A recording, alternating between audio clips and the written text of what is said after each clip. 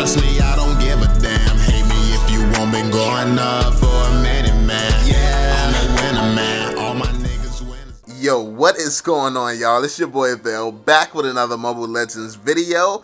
And yes, we're doing the Layla build today. So I know a lot of you all saw my old Layla build, and you noticed that I haven't used that build in a while. So you all have been asking for this for about a month. And hey, I'm dropping 2 build videos in one day, so cut me some slack. Come on now, details. Those aren't very important, but we back with the build. So let me tell you all the build that I've been using and why I've been using the build that I've been using.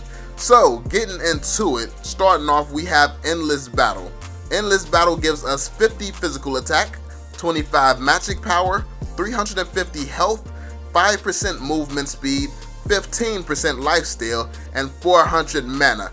Whew, gotta take a breath after that. That's a lot. So that's a lot of stuff we just got off of that. I'm not gonna go through the passive and stuff like that. You all can read through the passives on your own so you can see the value we get from those.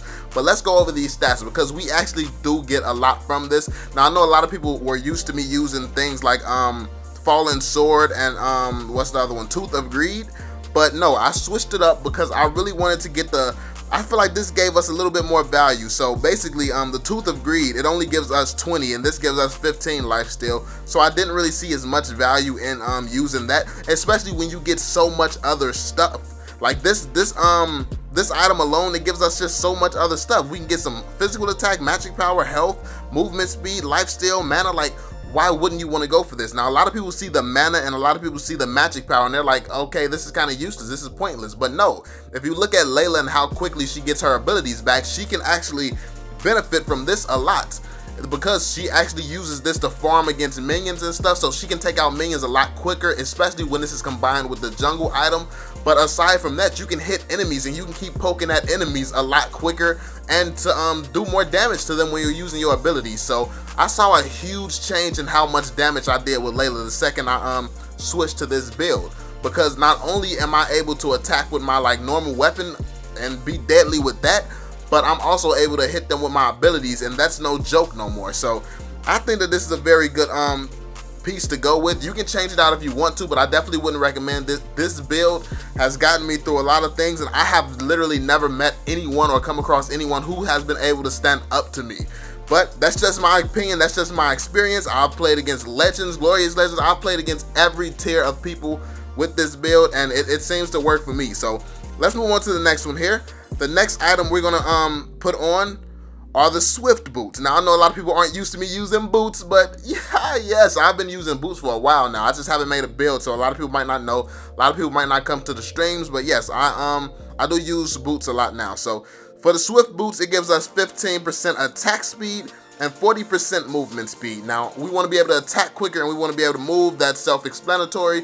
So the one thing that there is about Layla is you don't necessarily need boots because of her range. If you play smart, you can always avoid the other team, but it's good to be able to just run around, feel comfortable, and know that you can escape from anyone because of your build. So I feel like boots gives you an extra layer of security. It makes you feel a little bit more confident when you're going into battle, because you're like, whatever happens, I'm confident that I can escape.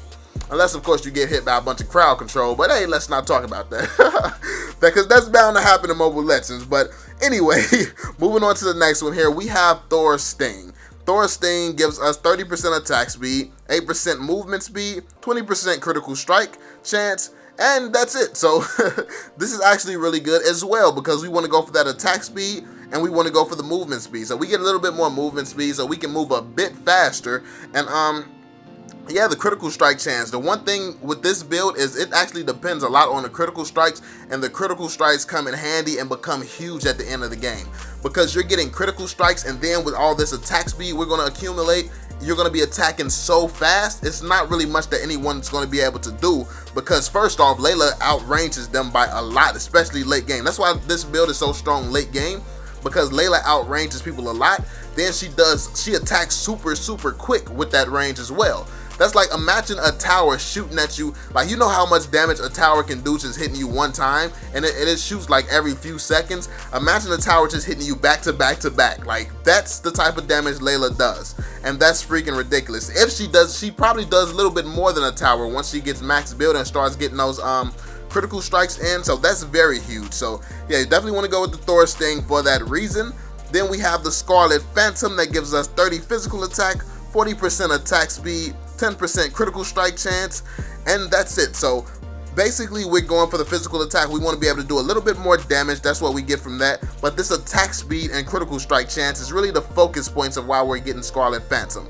Now, attack speed, like I said, the faster you're hitting, the more critical strikes you're getting, the more damage you're going to do. Now, this build does a lot of critical damage. Like, it really just shuts people down. And you're going to be able to see once you use it. I definitely want you to see for yourself and come back in the comment section and let me know what you think, because this is going to be huge. Let me know when you get full build. Like, just try this out. Try to get full build with this build so you can see what it feels like. I feel like you're going to fall in love with the feeling of this build, because I did instantly the second I tried it.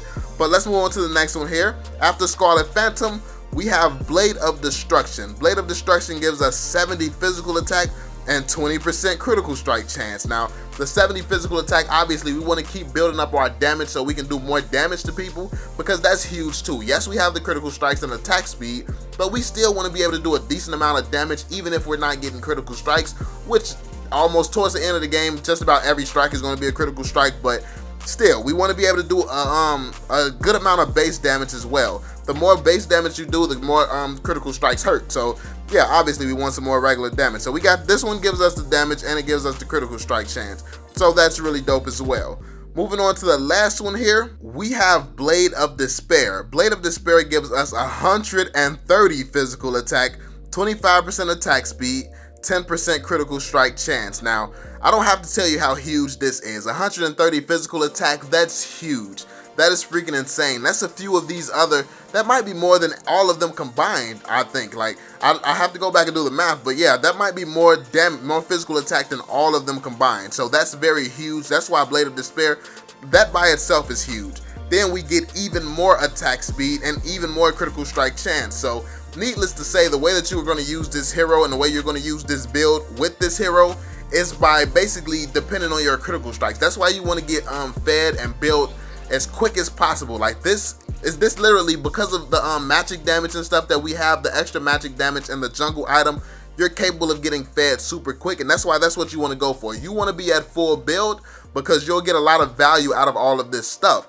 All of this damage, like I said, I said at the beginning, but I have never really crossed anybody. I don't care if it's a Clint, I don't care who it is. I've never crossed anybody. I have not been able to take out very, very quickly, no matter if we're equal build, no matter what. But most of the time, it's not even equal because I get fed so quickly. But let me know what you all think of this build in the comment section down below. Let me know if you try it out, how you like it. Let me know what build you like to use. Do you use something different, and what's your thought process behind your build? I hope this build was helpful and this video was helpful, and I'm going to catch y'all on the next one, man. More builds coming soon. Let me know what heroes you want me to do in the comment section down below.